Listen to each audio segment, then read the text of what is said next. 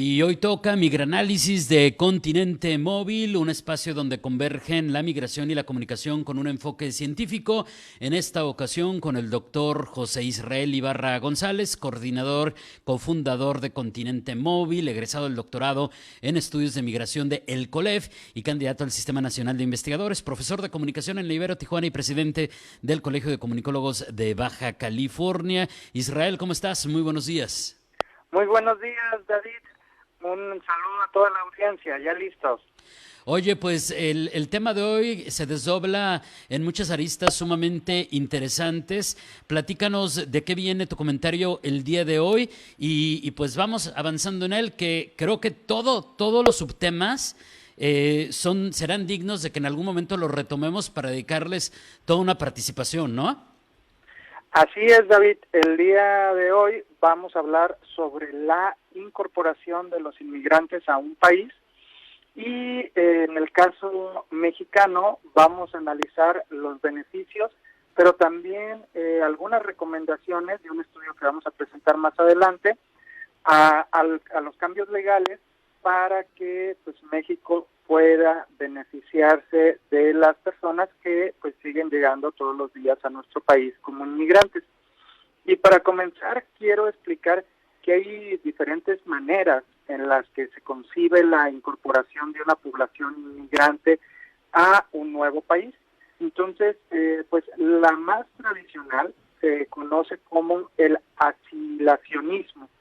Y el asimilacionismo es un concepto donde la integración es total por parte de la población inmigrante y los grupos minoritarios pues pasan a incorporarse en la cultura dominante, dejando atrás su propia identidad cultural, sus propias tradiciones y sus propias prácticas. Digamos, camino para que se dé la incorporación de los inmigrantes, pues ha tenido muchas críticas debido a que es muy radical en el sentido de que las personas pues prácticamente olviden toda su riqueza cultural y tengan que pues someterse a la nueva sociedad a donde van llegando. Entonces, pues ha habido otro tipo de incorporación que se ha dado a través de las distintas sociedades y vamos a encontrar el multiculturalismo. El multiculturalismo, también conocido como pluralismo cultural, a diferencia del anterior, pues va a buscar que todos los grupos, todas las minorías inmigrantes convivan de manera tolerante y de forma pacífica. Sí, es una tolerancia a la diversidad cultural, pero no tiene una interacción profunda. Simplemente se hace un reconocimiento de las minorías inmigrantes y se les da pues las oportunidades a los distintos grupos culturales de que sigan llevando a cabo sus prácticas tal y como las hacían en su país. También hay otra variante que se llama el interculturalismo, que también va a buscar pues este respeto a las minorías inmigrantes. Nada más que aquí vamos a encontrar un cambio. Aquí se va a fomentar la comunicación, la comprensión y el aprendizaje entre todos los diferentes grupos culturales que van a converger, y hay una apertura hacia la influencia y el enriquecimiento de las distintas culturas. A diferencia del multiculturalismo, donde simplemente era este respeto, aquí en el interculturalismo pues hay una influencia de todos los grupos. Finalmente, y digamos en términos más institucionales, hace su aparición el integracionismo. ¿Sí? Y voy a retomar particularmente pues un autor que a mí me gusta mucho, que es Heckman, que Heckman divide esta integración o este integracionismo en cuatro partes. Lo que vamos a denominar la integración estructural, que es todo lo que se refiere al acceso a empleo, al acceso a educación y al acceso a vivienda. La parte cultural, que es la transmisión de la cultura por parte de los inmigrantes, la parte interactiva, que es la participación pues en redes sociales, en la colonia, con amistades, y la parte identificativa, que es cómo se concibe pues la propia identidad individual del inmigrante, pero también de manera colectiva. Entonces, pues hay diferentes maneras de incorporarse, David. Oye, y este tema, además de lo interesante que es entender las diferencias en la manera en que se asimilan los migrantes en un contexto en particular, de alguna manera hemos vivido varias de esas etapas en Tijuana en diferentes momentos de la historia, ¿no?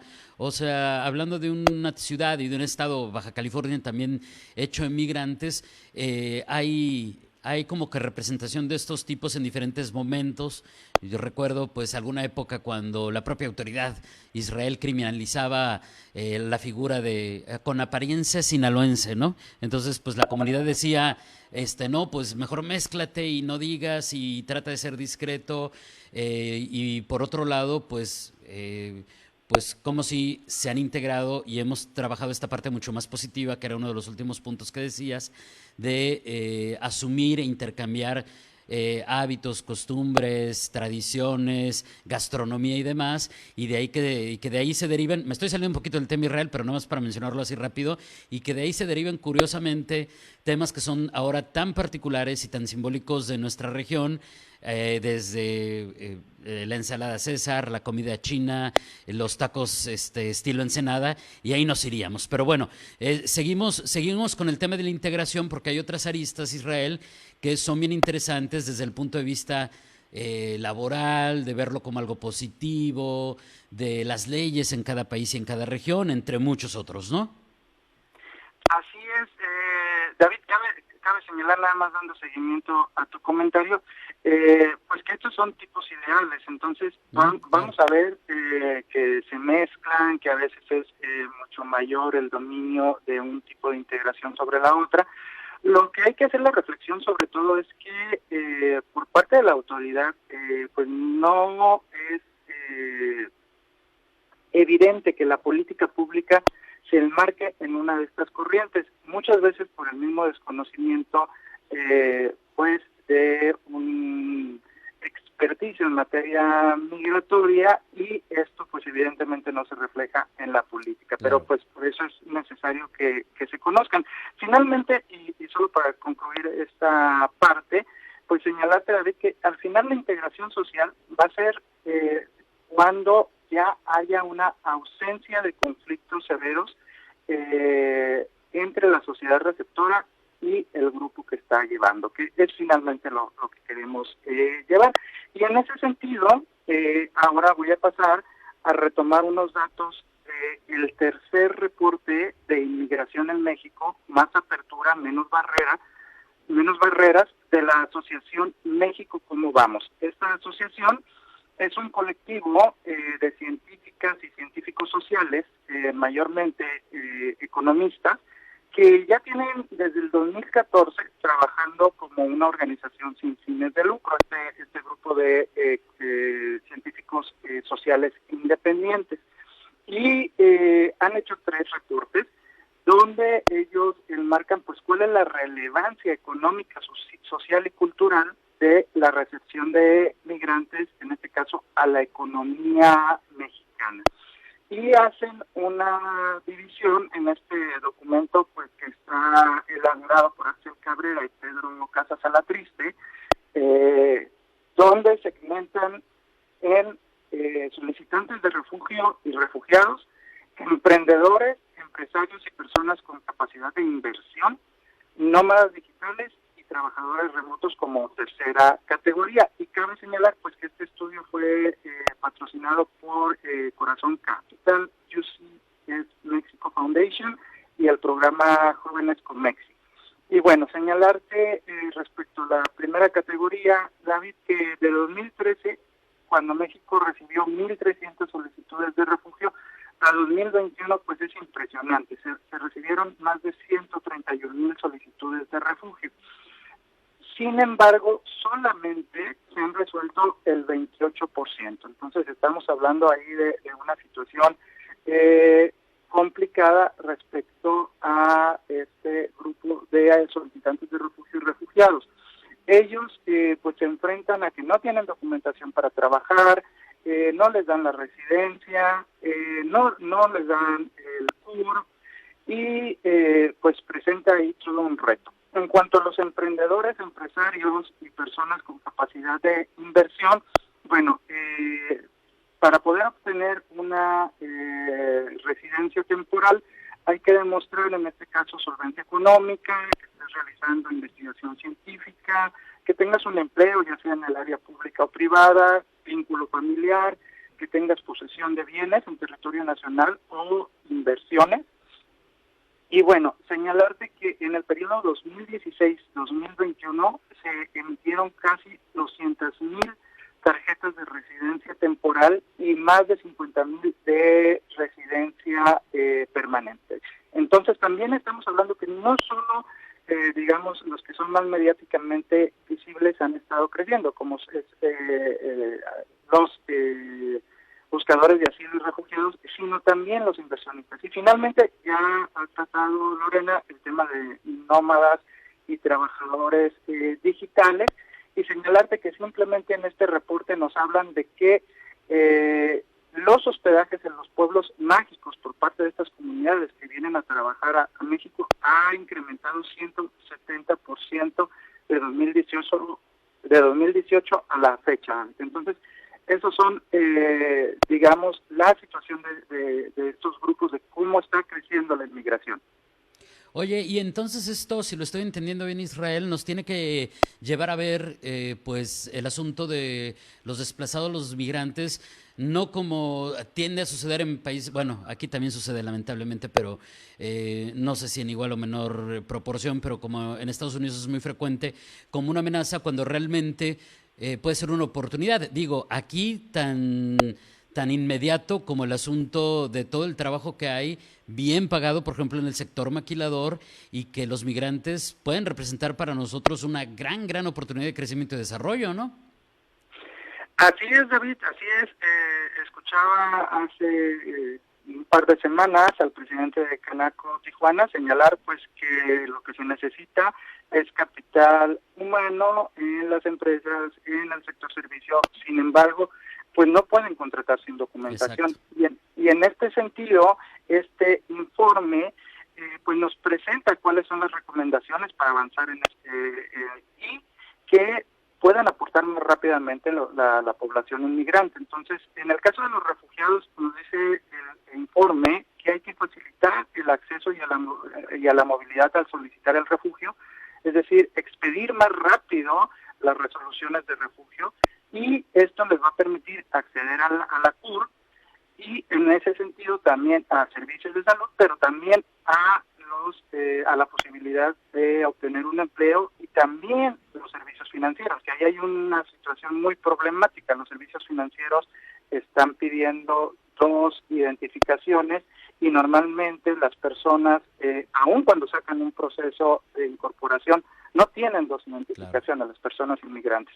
Y bueno, también nos habla de la necesidad de que se hagan una serie de manuales para las empresas mexicanas para que puedan contratar a los migrantes, que sepan muy fácil cuáles son los procedimientos y los contraten de manera más rápida. En el caso de emprendedores y empresarios, hay una situación y que señala este informe que es necesario cambiar, que es el artículo 7 de la Ley Federal del Trabajo, que limita a 10% el empleo de extranjeros por empresas. Entonces, están urgiendo a que aumente ese porcentaje a más del 10% y crear la visa del emprendedor.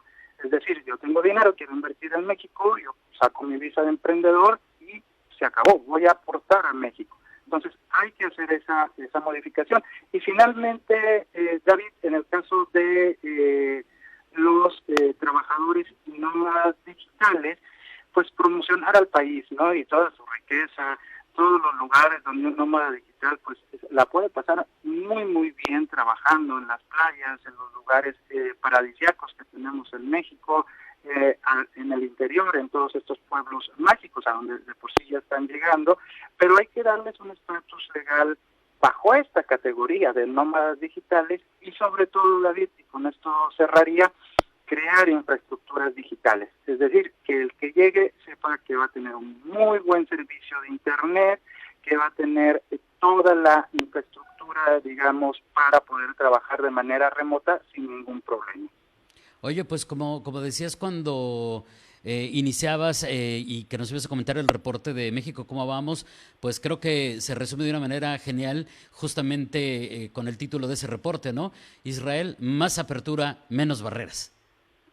Así es, David, yo invitaría, son 3 reportes a que las personas puedan visitarlos allá en su página de internet, en México, cómo vamos, y retomemos y repensemos y empujemos entre todos esta incorporación de las personas migrantes para hacer de México un país mejor, un país más próspero y un país abierto a las diferentes culturas en un mundo que pues ya responde a necesidades muy distintas en cuanto a movilidad humana, David.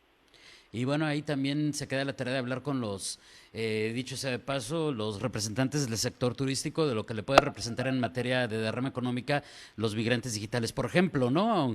Aunque sabemos que solamente se quedan por temporadas, pero no deja de ser muy importante lo que pudieran dejar aquí. Israel, como siempre, muchísimas gracias. Gracias a ti, David, un saludo a toda la audiencia y nos mantenemos en comunicación.